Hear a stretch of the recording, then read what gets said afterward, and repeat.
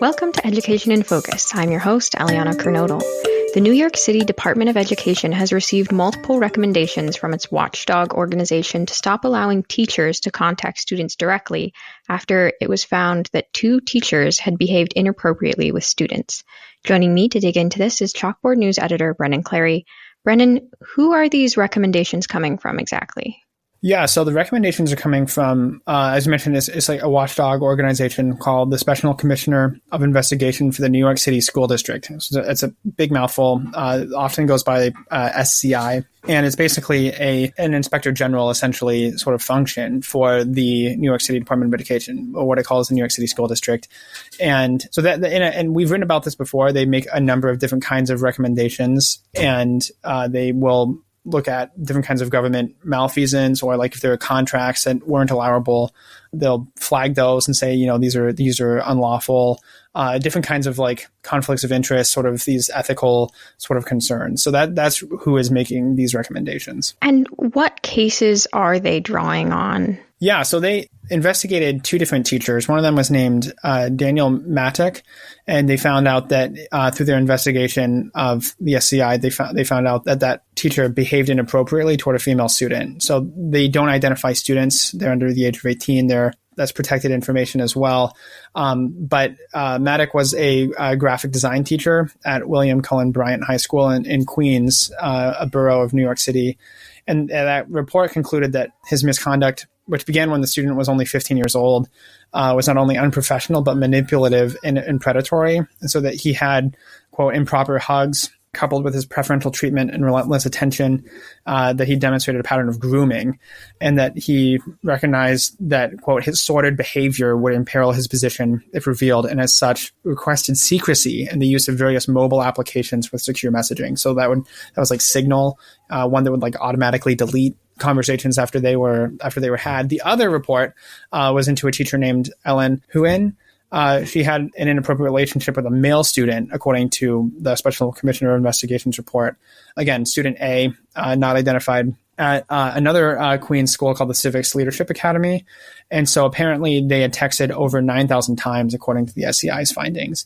So just in that 2-week period between September 14th in 2022 and September 30th, 2022, the 2 of them had contacted each other 152 times after 9 p.m. and over 200 times during the weekends. So the investigation found that Ellen Huyn engaged in an improper relationship and inappropriate phone communications with student A. So the Special Commissioner of Investigation requested telephone records from the telephone company, and they found out that there was these different instances of contact. So they really do a thorough job of trying to investigate and talking to the different entities who are involved, different eyewitnesses, different students who bring stuff up. And again, there's no identifiable student information. And I don't think that you, as a teacher, you don't have to. And in fact, in both of these cases, neither of the teachers wanted to talk to the Special Commissioner of Investigation. You don't have to. They're not like a law enforcement agency. But I think it helps your case to do that. And there are instances when a teacher would do that, or go in and talk with them and maybe admit maybe say like, this is what I did, or this is my perspective, like there was no wrongdoing, and can defend themselves.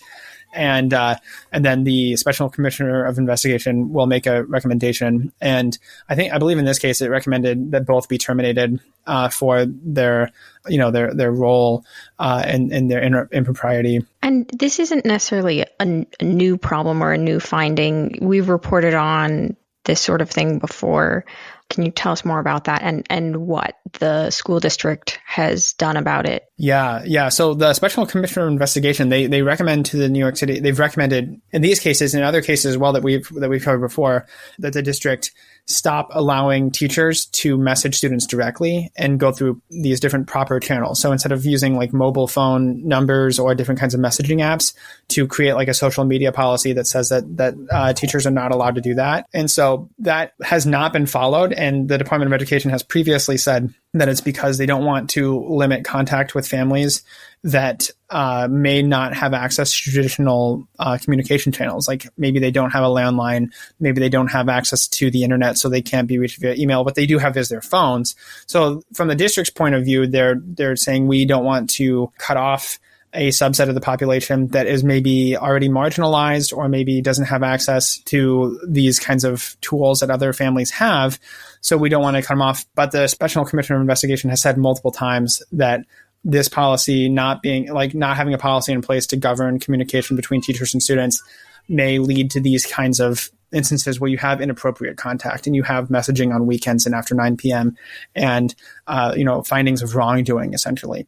So those are, the recommendations from the Special Commissioner of Investigation. And we've talked about this before with a teacher who was fired for having an inappropriate relationship with a student, and the Special Commissioner of Investigation recommended she be terminated. And then she started working at a charter school nearby the public school where she was terminated from.